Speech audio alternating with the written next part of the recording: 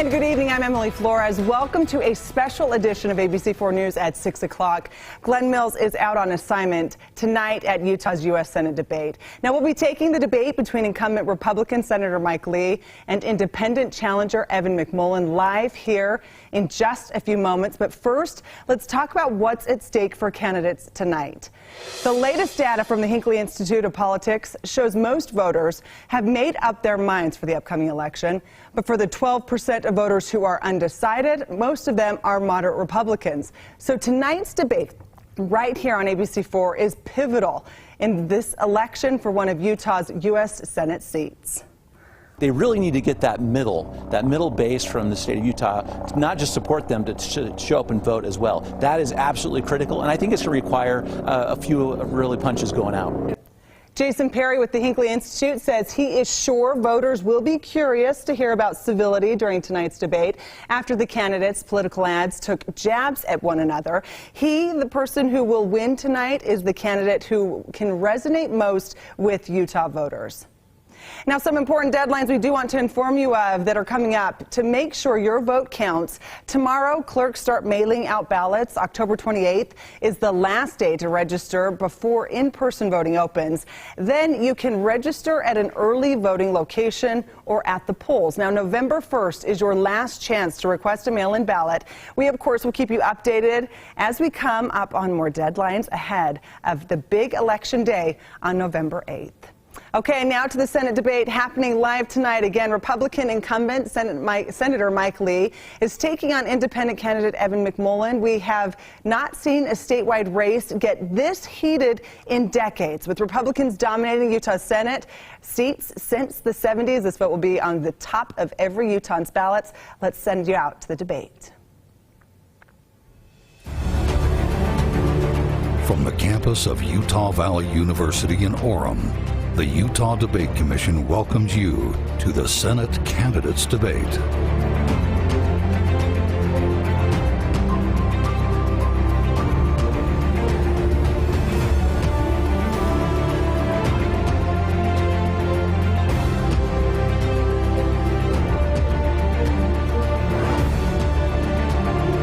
Good evening and welcome to a debate featuring candidates running for the United States Senate. I'm Doug Wright from KSL Radio and Television, and it's my pleasure to moderate tonight's exchange, which is sponsored by the Utah Debate Commission, an organization dedicated to educating voters and encouraging the civil exchange of ideas. The candidates who were invited to speak here tonight are the Republican incumbent Mike Lee and independent candidate Evan McMullin. During this debate, the candidates will be answering my questions as well as those from a panel of journalists and from students. And you're welcome to participate also. If you're watching or listening live, you can send your reaction and your questions on social media to the hashtag UTDebates. I'll fold in as many of those questions as the time will allow tonight. The format for this debate is as follows. Each candidate will have 90 seconds to respond to the questions, along with the opportunity for 30 seconds of rebuttal time if necessary. At my discretion, I may pose a follow-up question to some of the responses we get. A random drawing held prior to the debate determined that Mr. McMullin will get the initial response to the first question tonight. We will then alternate the remaining questions throughout the debate. And let's get going this evening. Gentlemen, thank you so much. This one was submitted to us. The purpose of government is the topic here, and many Utahns would probably say, if asked, that they support states' rights and that is very important. But ultimately, they want the federal government to do good things with the money we send back to Washington.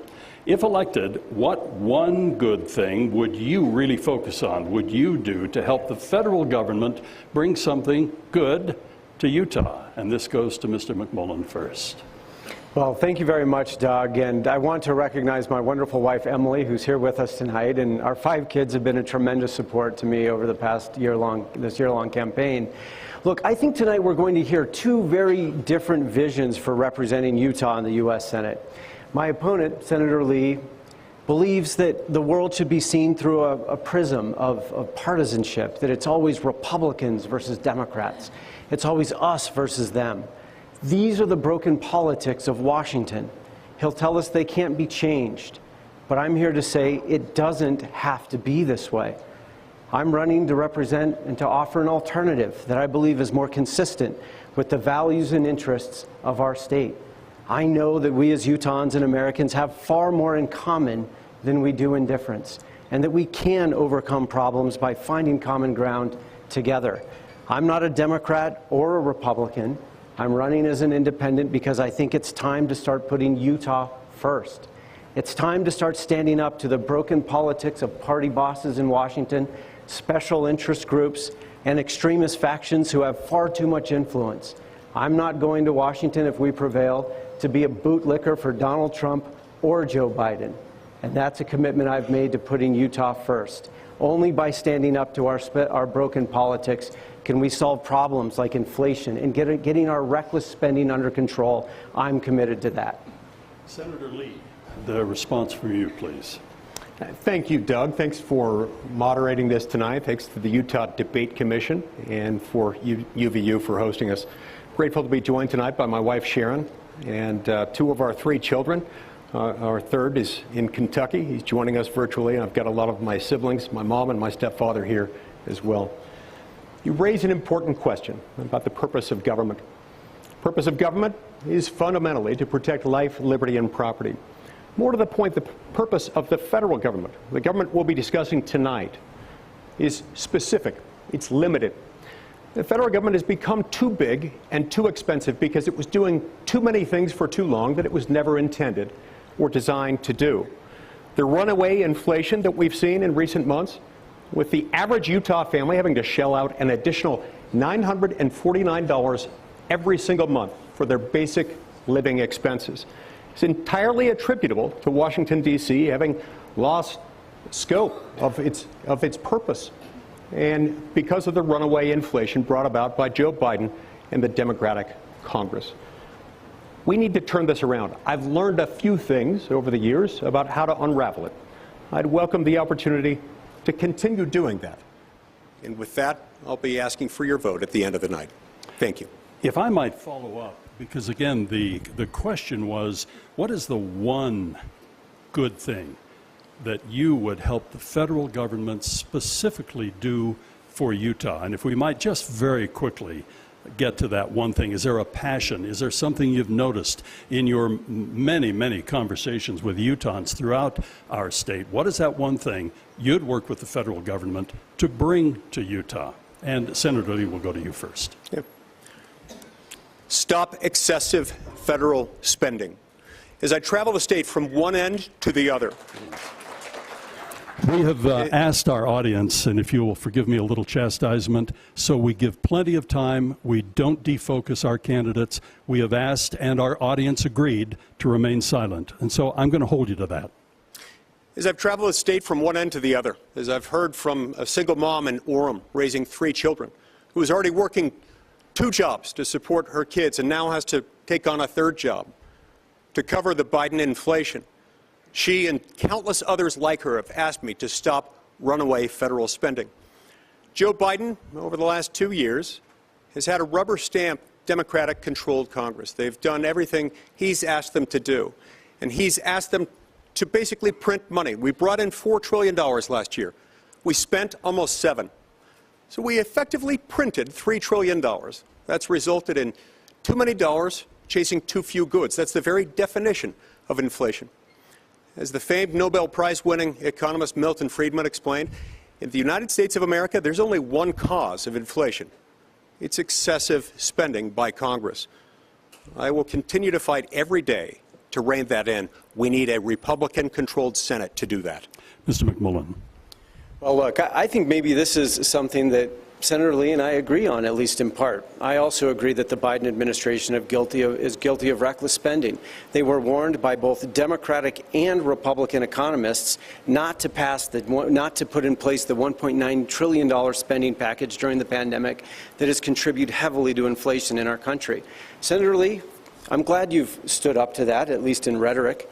But the reality is we need to represent people, we need to send people to Washington who are willing to stand up both to Republicans and Democrats in the White House who are guilty of reckless spending, because the administration before Joe Biden, Donald Trump's, was guilty of the same.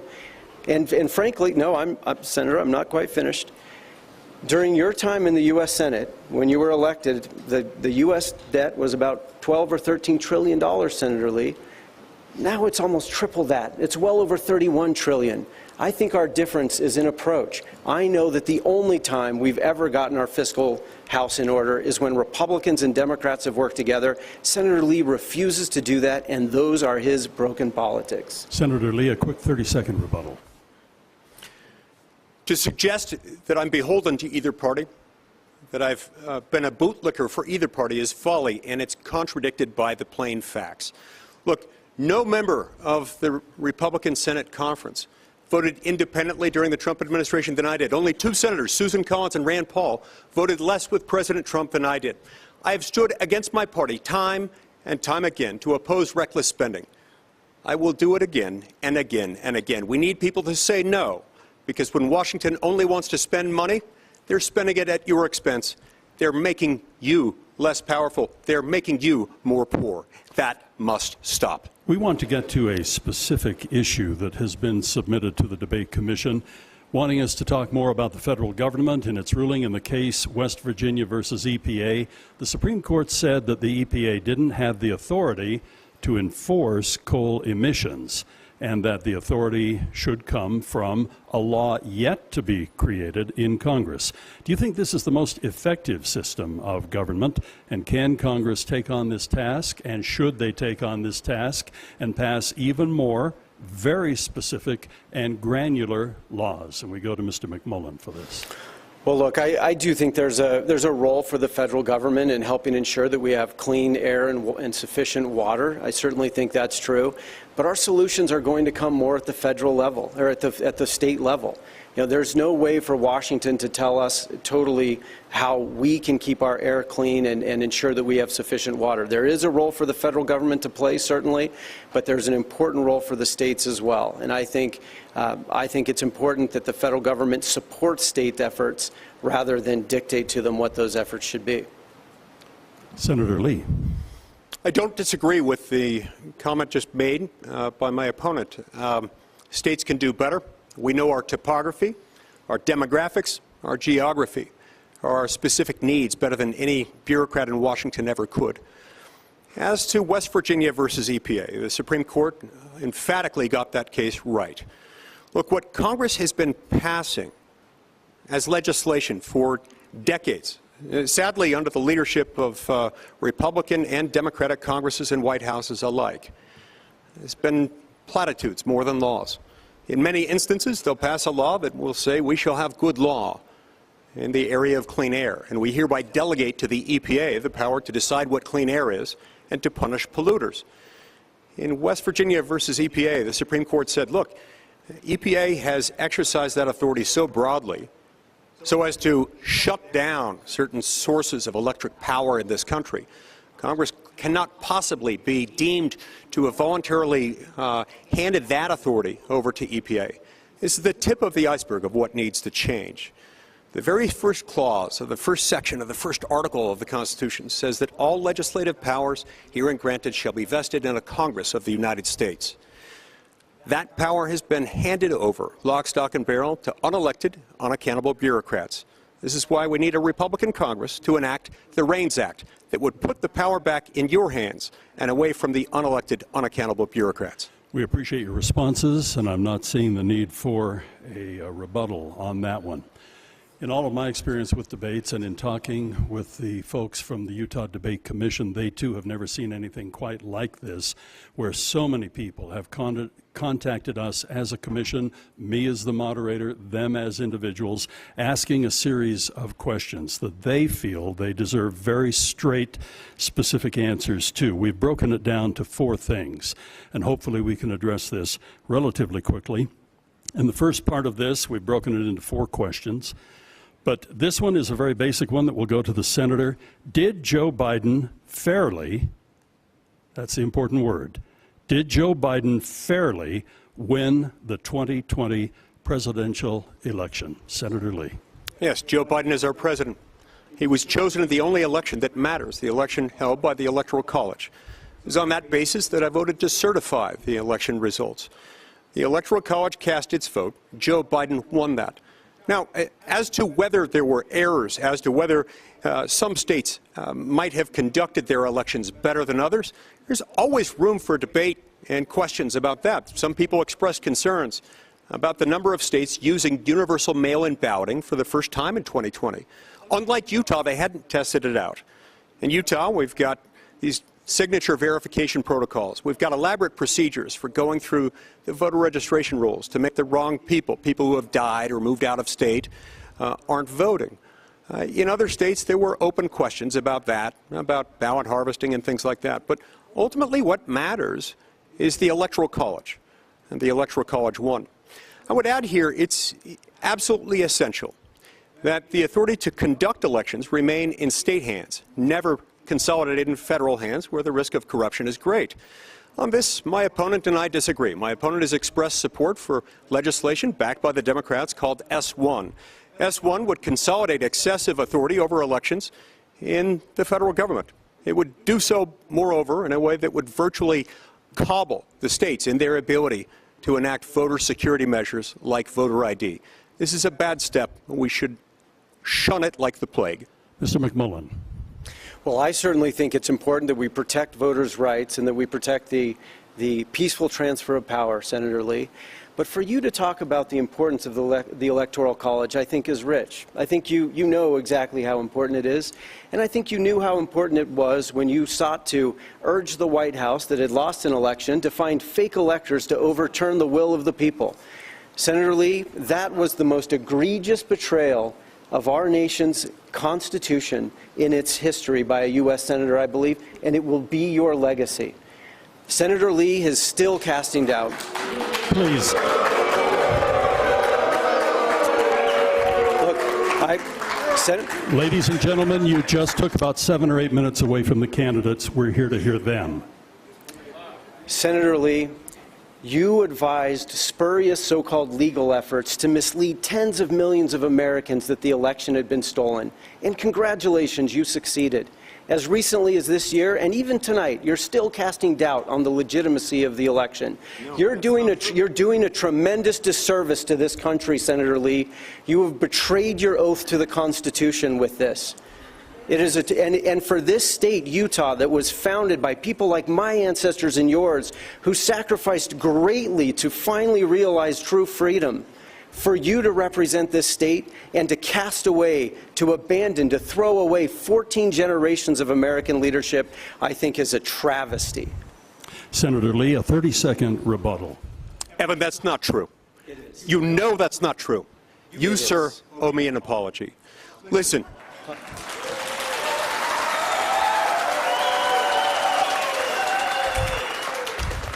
In the days leading up to January 6th, when the votes were going to be open and counted, I had a job to do. There were rumors circulating suggesting that some states were considering switching out their slates of electors. If that were true, I would need to know about it. I did research on that. I made phone calls to figure out whether the rumors were true. The rumors were false. On that basis, I voted to certify the results of the election. Senator Lee, thank you. Thank you. There are other aspects of this, but again, please, I would ask our audience, so far about 15 or 20 seconds have been taken from what our listening audience, our viewing audience, and people want to hear from the candidates. Please, we asked you, invited you nicely to restrain yourselves a little bit so we could hear from the candidates themselves. I do want to, I'm going to put several of these aside because we're already running a little bit behind time.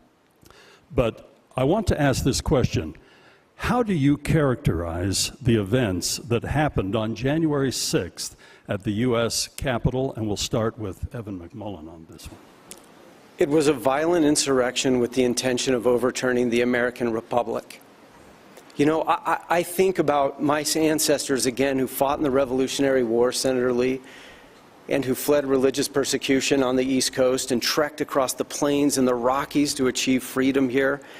I think about the men and women who I served with in the CIA, who left the warmth of their homes and the love of their families to risk their lives, not knowing if they would ever come home, in order to stop terrorists who were intent on destroying freedom in America. I think about all the men and women, the 14 generations of Americans who have sacrificed for this grand experiment in freedom. They trusted you. We trusted you. And with that trust and with your knowledge of the Constitution, Senator Lee, you sought to find a weakness in our system. You advised the White House, find an alternative slate of electors for Trump to overturn the will of the people. That's what you said. You said that the president should listen to legal quack Sidney Powell. Please make time for her. Let her in, you told the White House chief of staff. You told the president that you were working overtime, 14 hours a day, I think you said, to unravel this for him. To keep a president who had been voted out of office according to the will of the people in power despite the will of the people. Senator Lee, it is a betrayal of the American Republic. You were there to stand up for our Constitution, but when the barbarians were at the gate, you were happy to let them in. Senator Lee, next, and we will give you an additional 11 seconds, please. Look, I think I disagree with everything my opponent just said, including the words but, and the. It was an information-free, truth-free statement. That's something of a record. Look, there is absolutely nothing to the idea that I would have ever supported, ever did support a fake electors plot. Nothing. There's not a scintilla of evidence suggesting that, and yet you continue to insist that with a cavalier, reckless disregard for the truth. This is sad. This is troubling. It's also entirely consistent with your adopted political party. You have sought for, actively courted, and obtained the endorsement of the Democratic Party. You've raised millions of dollars from ActBlue, the database on which far-left, progressive, socialist, democratic donors can be found. And then you have, in the last quarter alone, spent $1.6 million feeding the Democratic industrial complex. So it's not surprising to me that you would come here today and spout not only lies, but lies that are specific to the leftist cause, lies that are specific to the Democratic Party, and lies that certainly are not applicable to me. Yes, there were people who behaved very badly on that day. I was not one of them.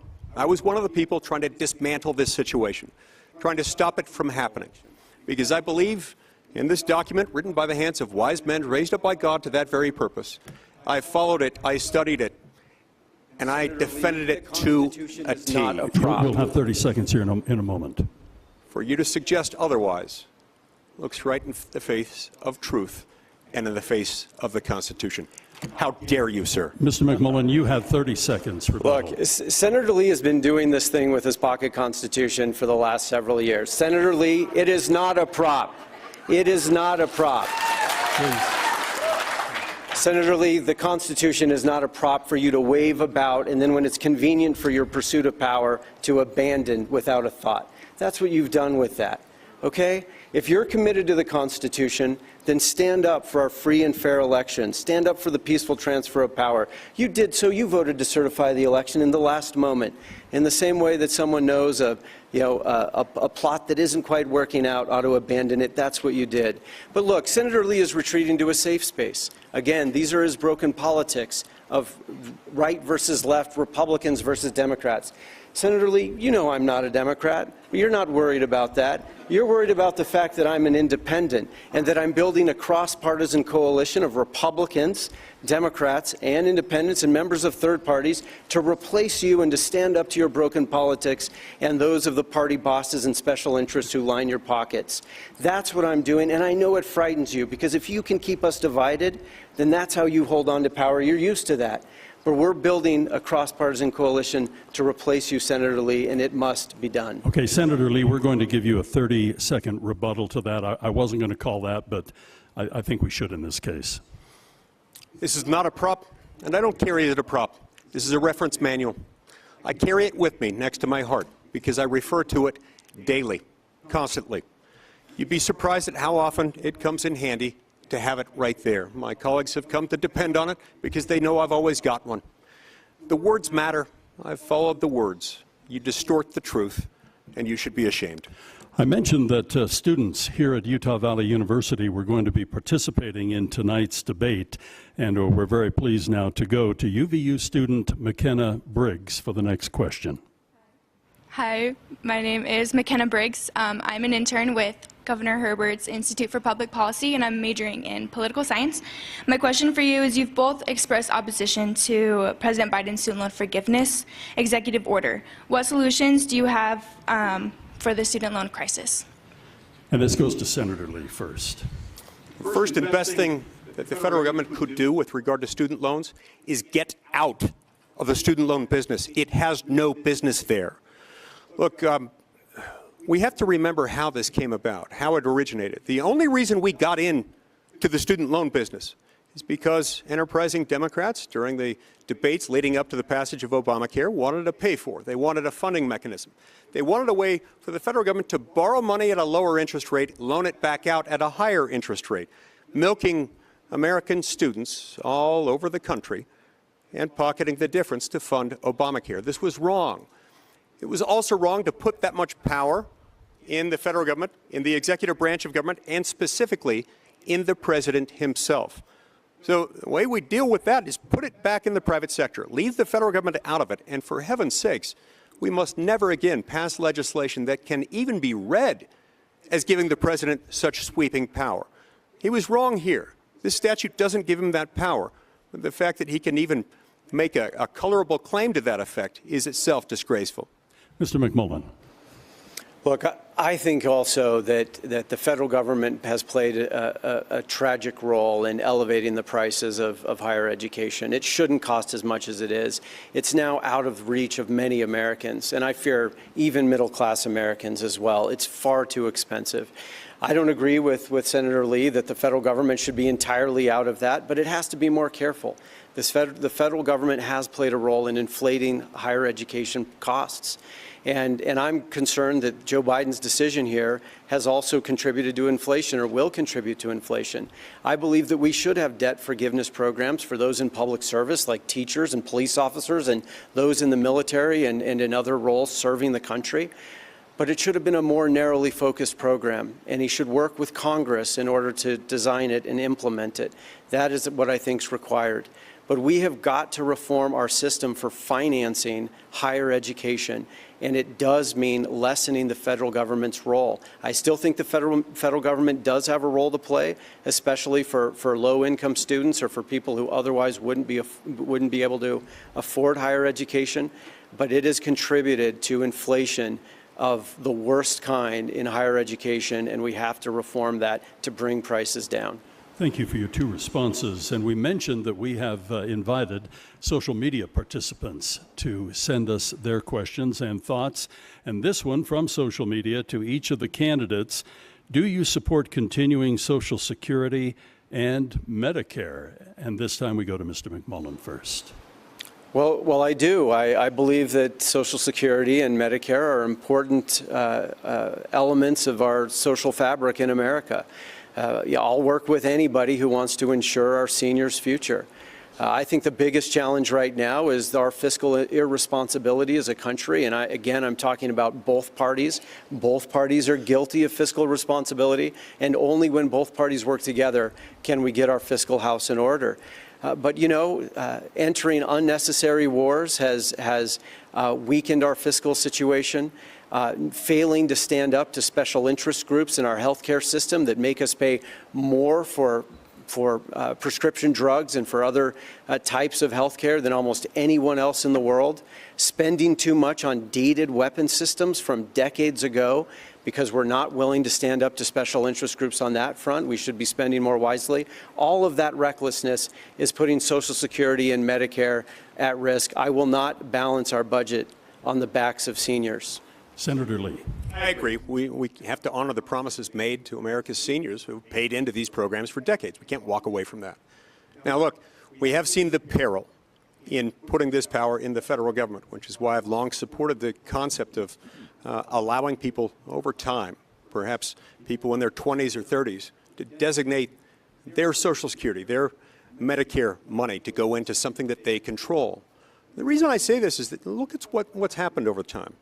I've had to object on countless occasions, including once at 2 or 3 in the morning, when Congress, in the middle of the night, under color of darkness, raided the Social Security Trust Fund in order to pay for reckless runaway spending. Tragically, this was Republicans and Democrats alike. So yes, we need to honor those things.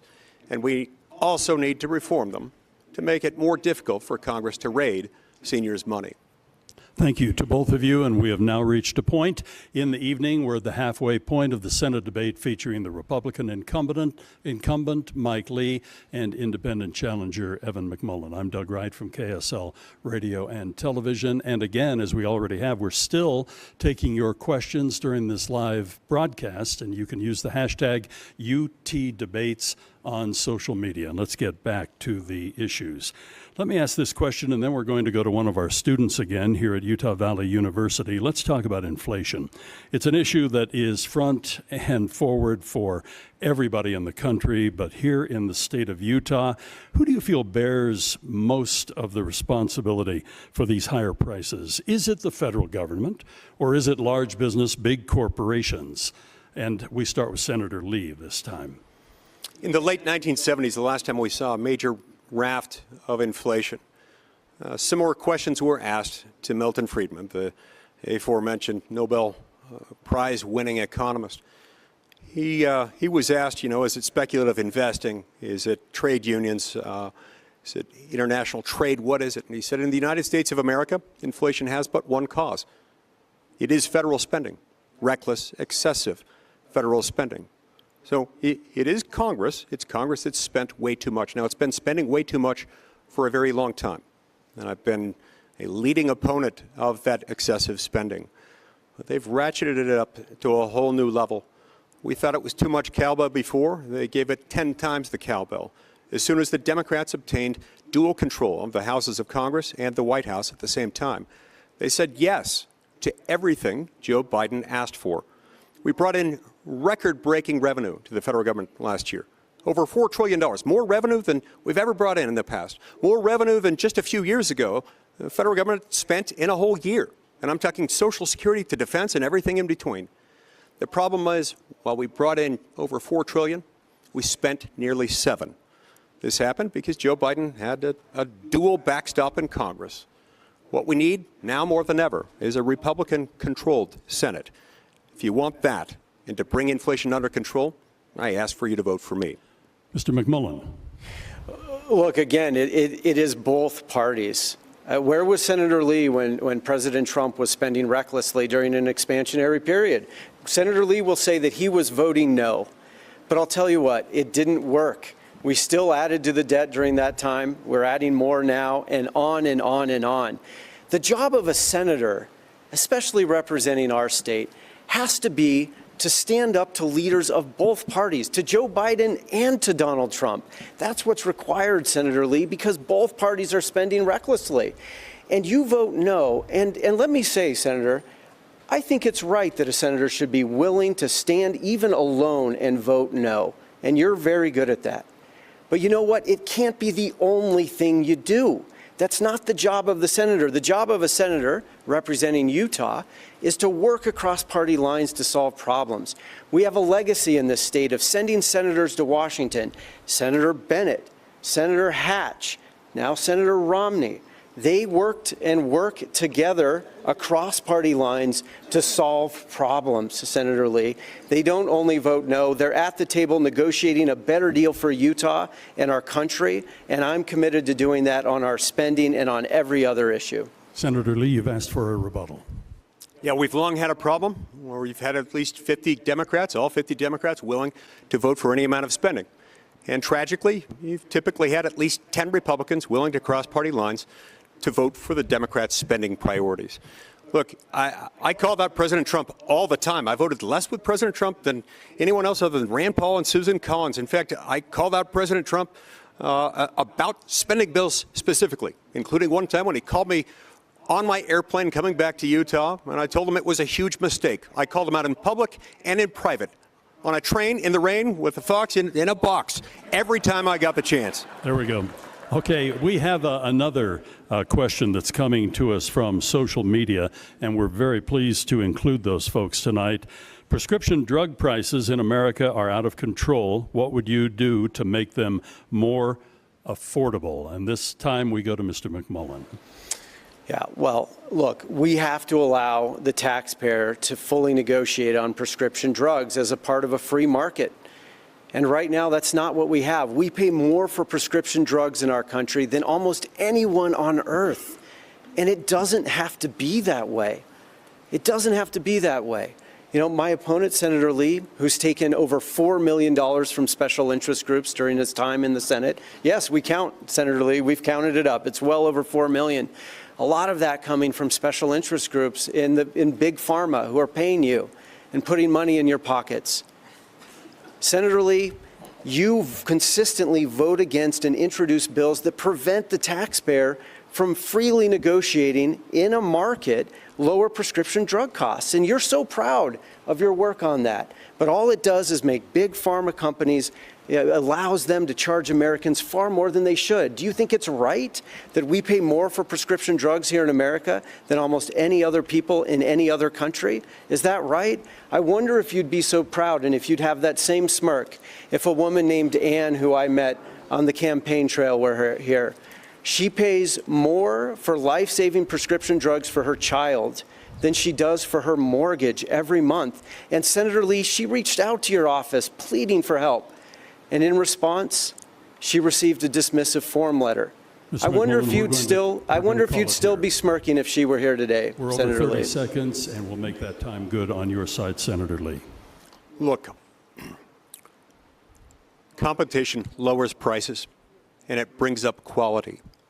What we need is competition. That's why I've long supported allowing the importation of drugs from neighborly countries with regulatory systems that we can trust. Now, I'm with Bernie Sanders on this one, feeling the burn. Drives the drug companies absolutely berserk. But I support it because it's free market, and it's free market in a way that would bring about more competition and lower prices. What my opponent has just suggested to you as freely negotiating is code. It's democratic code for price controls. He supports price controls as recently enacted into the Orwellian-named Inflation Reduction Act, which does nothing of the sort. What we know about price controls is that they shift around prices. They still bring about price increases, but they leave people with fewer options, less viable medical care. That is the last thing we need in the United States of America. Thank you, gentlemen, for your responses. And we mentioned just a moment ago, we have a student on deck with us. A question from Utah State University student Mike Erickson. Good evening. Good evening to both of you. Good evening. My question relates to foreign policy. In light of recent events, the possibility of war seems to be the most likely it's ever been for most college students. Russia, China, North Korea, and Iran have become increasingly aggressive and bold militarily. How will each of you approach foreign policy in the Senate to ensure the United States remains internationally dominant in times of both peace and war? If I could jump in here as we throw it to Senator Lee first. We're going to keep the responses to 1 minute for the remainder of the program so we can hopefully get into some other issues. So, Senator Lee. Yeah, a lot to cover in a minute. There are things we have to do right away. First is invest in hard power. We need to increase the size of our naval fleet. We need to invest in systems like the updated, modernized International Ballistic Missile System.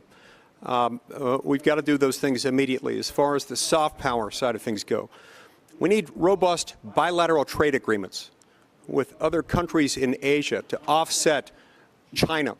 And we could do that if we continue to work with the other Quad countries, including and especially India, and of course Australia and Japan.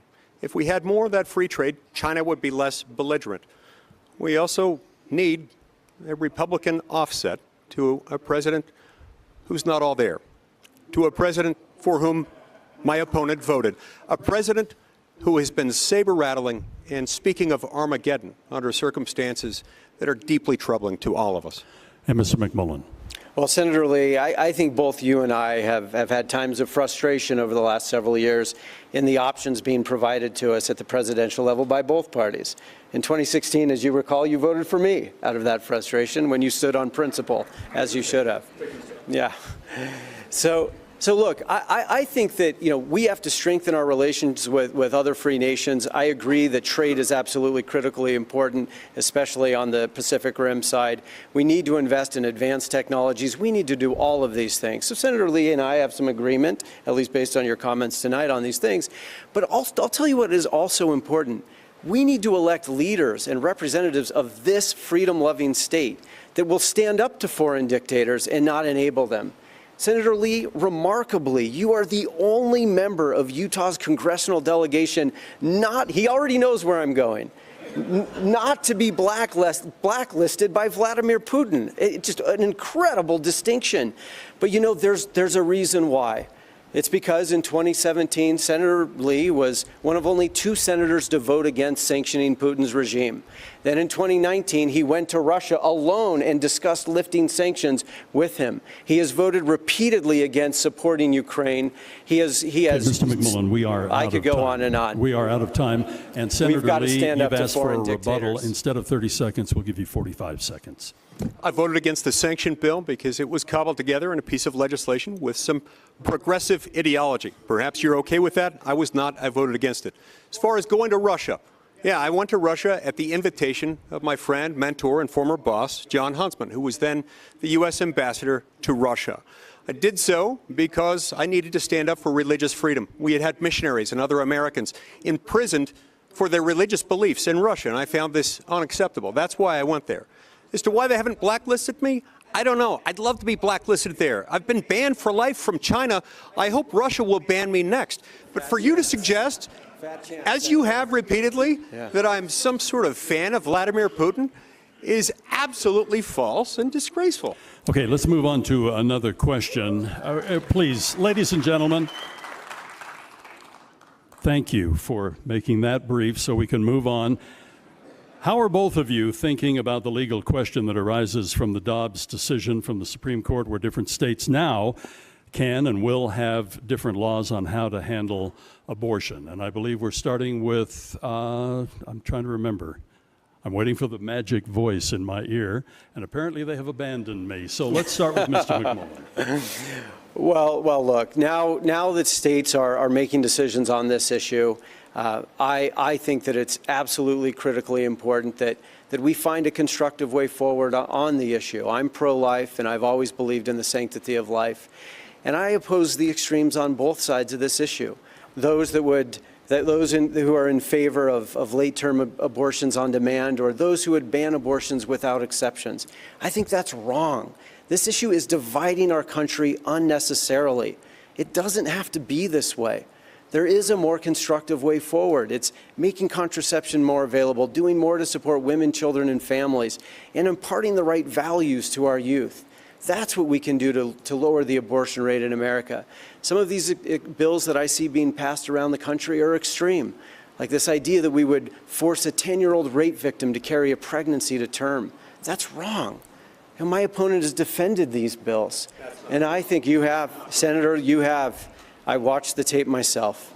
Senator Lee, you have defended these bills. I watched a tape this morning, you defending the Texas bill, for example. Okay, we'll have Senator Lee respond at this point.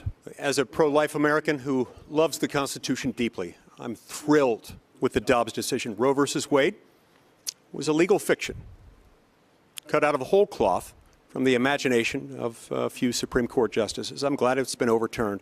And this authority has finally been returned to the states where it belongs. I respect the fact that you used to be of the same agreement. You used to agree with me that Roe versus Wade was really wrong. You went on MSNBC a few months ago and said you defended it, and you opposed efforts to undo it. You also derided as extreme Utahns and Utah for having a law that strongly protects unborn human life. As far as where we go from here, now that it's been returned to the states where it belongs, I believe that is where it belongs. And with a small handful of exceptions dealing with federal funding, this ought to be where this is where it should remain. because it's within the states where we can achieve the most consensus and protect the most babies. Let's go now to ABC4 reporter Glenn Mills for our next question. Glenn? Gentlemen, as we speak, the fate of thousands of dreamers across the country lies in the balance as DACA makes its way through the court system. In the meantime, advocates are calling on Congress to act. My question is, do you support a permanent solution? And if so, what needs to be included or perhaps even excluded from the legislation for you to be able to vote for it? Senator Lee, you go first on this one. Yeah. With DACA beneficiaries, I don't think any member of Congress of either party disagrees. We have to do something. There are a lot of people who have been brought here as children, sometimes as infants, by no choice of their own, by their parents. In many instances, these individuals don't even know the language of their home country, let alone know anyone there.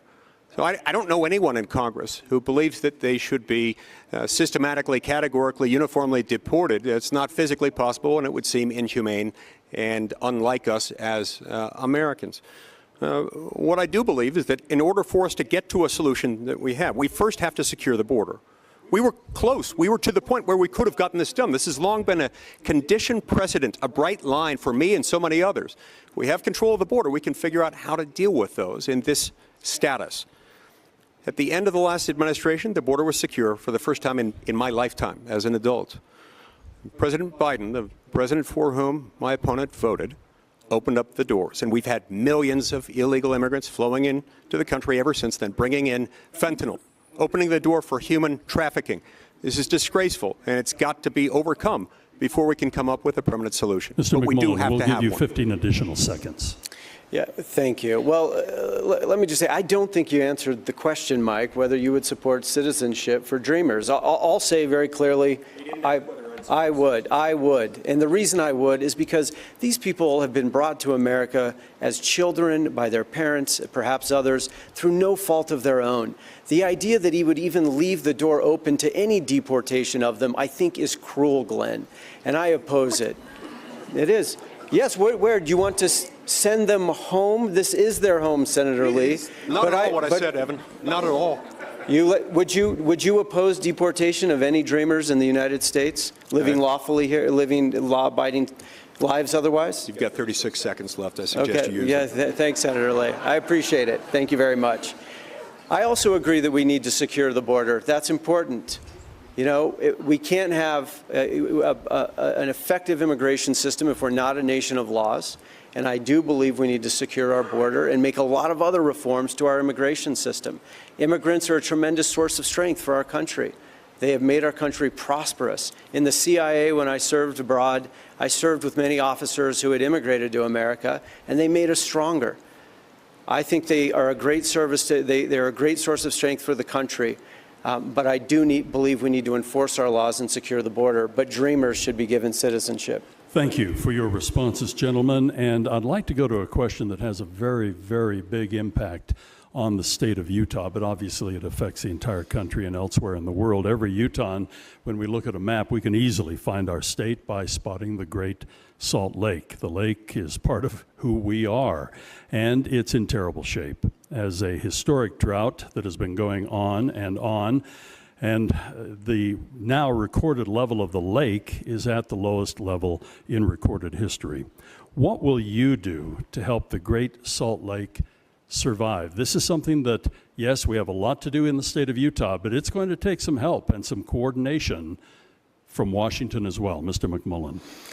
Absolutely. Well, this is as much an environmental issue as it is an economic issue, as it is a health issue. We have got to save the Great Salt Lake. If elected, I am committed to ensuring that we have the resources. You know, we send billions of dollars every year as Utahns to the federal government, and we need some of that money back to strengthen our water infrastructure. We've also got to improve our conservation practices. It's both of those things. Unfortunately, my opponent routinely votes against bills that would improve water infrastructure. He did it this year. He did it in the year before. Meanwhile, Senator Romney has worked hard and consistently over the past 3 years. I think it's important. He works with Republicans and Democrats, Senator Lee, to deliver for Utah.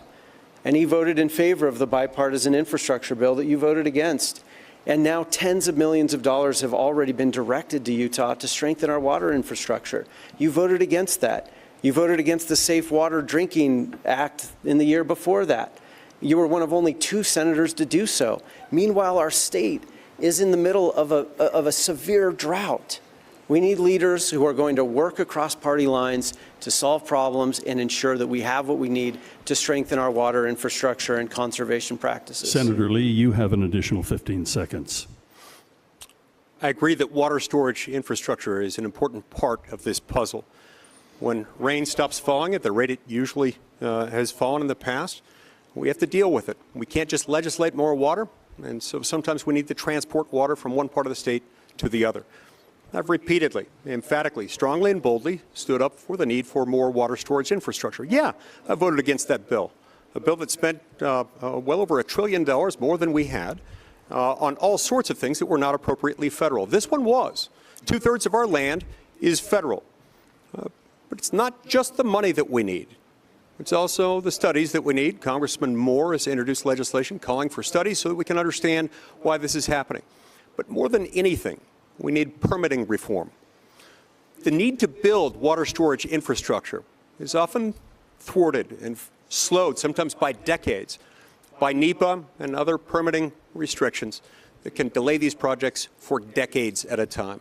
I've introduced a bill called the Unshackle Act, along with a plethora of other proposals that would streamline federal permitting. It's the single best thing that we can do to help the Great Salt Lake and the rest of our state along with it. We have standing on deck now from the Salt Lake Tribune, the political editor, Jeff Barrett. Jeff? Good evening, gentlemen. Utahns have seen your commercials. We certainly saw the signs on the way in. Some of these ads have been paid for by your campaigns, others by political action committees not directly affiliated with either of you. While campaigns can't legally coordinate their messaging with PACs, candidates are not stopped from speaking out against ads that they didn't endorse. Are there any outside PAC ads that were published on your behalf that didn't share your values? Senator Lee, you're first on this one, and we are going to ask you to stick right on the clock. We're getting close to the end of the program. We want time for your closing statements. I want to make clear, my TV ads don't talk about my opponent. My TV ads have mentioned my opponent only once. A couple months ago, we referred correctly to the fact that he voted for Joe Biden. Other than that, it's been about me. You see, parties are something that you say shouldn't matter. You say you want to put country over party. I respect that. Parties are an important proxy. They're an important proxy for ideas. You see, because it's ideas more than parties that tell the people how you will vote. You owe it to them. You, Evan, have refused to talk about ideas. Refused to talk about which party you join. You've refused to talk about ideas. Instead, you're asking the people to put faith, blind trust in you. It's your judgment. That is not how we lead to a good policy outcome. And so for that reason, I talk about my ideas in my ads. I would suggest that you do the same. As for outside groups, they don't use the same messaging I use. You can tell what messaging I think is best by what I use. Yours are attack hits. Hit pieces, every single one of them. Your time now, Mr. McMullen. First of all, that's just not true, Senator Lee. Not all of our ads point out distinctions between us. But Senator Lee, the question was, did you oppose any of the attack ads by outside groups on your side? Now, one of the groups, a far-right special interest group that you're quite beholden to, yeah, that's true, Senator Lee, ran an ad that doctored an interview of mine in order to make it seem as though I said something that I didn't. And Senator Lee, why can't you condemn that? Do you need the lies? Look, we've got to protect voters' access to truth. We've got to, and any groups on my side that have been supporting me have, I think, been quite fair, Senator Lee. They've talked about your votes. Those are a matter of public records, and those have been quite fair. I'm running as an independent because our politics are broken. Senator Lee wants you to think party, party, party. Your party owns your vote. That it's all about Republicans versus Democrats. I reject that. We need to cut it here. If we prevail, it will make Utah the most influential state in the union. From Lee, we're getting very little. It's very important that we have plenty of time for the closing comments, which we have promised to each candidate. We are on television, so it's very, very close. We've got to hit the clock. So, Mr. McMullen, you have the first opportunity by the random choice. Well, thank you very much, and thank you all who have joined us in person and via television. Look, again, I'll say, our politics in America are broken. Party bosses of both sides have far too much influence. Special interest groups who have given Senator Lee over $4 million during his time in the Senate by the people we elect, and they remain accountable to them, not us. The extremes in our politics have far too much influence in the Republican and Democratic parties. And that is not the Utah way. They don't represent most of us. Our politics are broken to the point that our country's future is now at risk. Most of us know that our country, it feels as though we're coming apart now because of the broken politics you hear from my opponent. If we prevail in this race, it will make Utah the most influential state in the union because nothing will get through the Senate without Utah's support. And I know that with that influence, we will do a tremendous good, not only for ourselves, but for the country. Thank you, Mr. McMullen. And Senator Lee. If this were an ordinary year, if we weren't staring right down the barrel of a deep and dark economic recession, if we weren't seeing reckless federal spending causing us to careen into a situation where we're seeing spikes in inflation, spikes in interest rates, and spikes in the price of gas, if we weren't seeing our adversaries around the world saber-rattling with nuclear weapons and a president speaking of Armageddon, perhaps in that moment, seriously entertaining the idea of supporting an opportunistic gadfly supported by the Democratic Party might make for interesting dinner table conversation. But this is not an ordinary year. Look, you know who I am. You know what I fight for. I fight for religious freedom. I fight for personal liberty and did so during COVID. I fight and will continue to fight for criminal justice reform, and I'm leading the effort on bipartisan reform to make sure that we don't ever go to war without Congress approving it.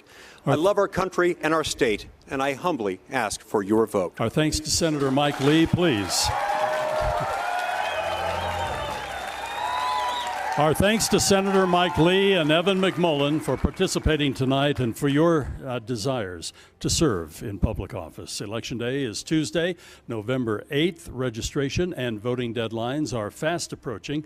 We encourage you to contact your county clerk if you have any questions about making your vote count during this election cycle.